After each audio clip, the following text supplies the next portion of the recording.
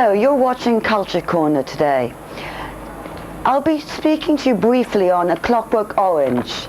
Now, this movie is a celebrated and notoriously controversial film which, although withdrawn in 1972 from British cinemas, has recently been re-released and will be locally screened at the Arts Picture House, Cambridge, as of next Friday, March the 17th. A Clockwork Orange was directed by Stanley Kubrick and was based on an original novel written by Anthony Burgess and published in 1962. The film was first released in 1971 and created controversy with its overt violence and inflammatory subject matter. The film is set in the 21st century, and the young protagonist, Alex, manages to combine a love of Beethoven with a passion for extreme violence, including rape. Stanley Kubrick, in an interview in 1971, which was published in the book Kubrick by Michel Simon, said of his film, "The central idea of the film has to do with the question of free will.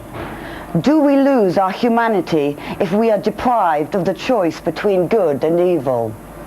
Do we become, as the title suggests, a mere clockwork orange?" Recent experiments in conditioning and mind control on volunteer prisoners in America have taken this question out of the realm of science fiction. At the same time, I think the dramatic impact of the film has principally to do with the extraordinary character of Alex, as conceived by Anthony Burgess in his brilliant and original novel. Aaron Stern, the former head of the MPAA rating board in America, who is also a practicing psychiatrist, has suggested that Alex represents the unconscious man in his natural state. After he is given the cure, in inverted commas, he becomes civilized, and the sickness that follows may be viewed as the neurosis imposed by society. So that's what Stanley Kubrick had to say about his own film. However, what is striking about Kubrick's filmic interpretation of Anthony Burgess's novel is that it is based on the American version rather than the British version of the novel. The American version is in fact short of one chapter.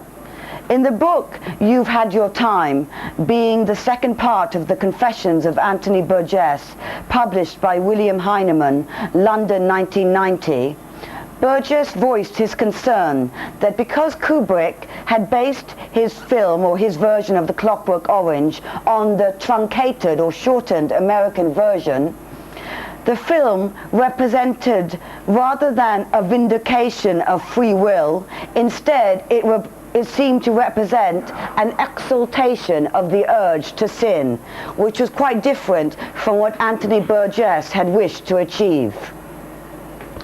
However, Kubrick, in his interview with Michel Simon in 1971, claimed that although he only came across the British version of the novel when he had almost finished writing the screenplay, he nevertheless found the longer version with its final chapter to be inauthentic and unconvincing. Hence, it is unlikely that he would have used it anyway, even if he had read it previously. I would urge you to go and see The Clockwork Orange for yourselves and come to your own conclusions regarding the film's meaning and indeed the director's intent. Something you might like to think about when you watch the film is whether or not the film's contents justified the death threats to Kubrick and his family, or provoked various copycat crimes as the tabloid press claimed at the time. But certainly I would recommend that you see this film, because in terms of cinematic history and the screening of films, or rather the non-screening of this film for a long period of time, it has meaning within that context of its own. Anyway, that's all for Culture Corners today. We'll see you next week on Tuesday.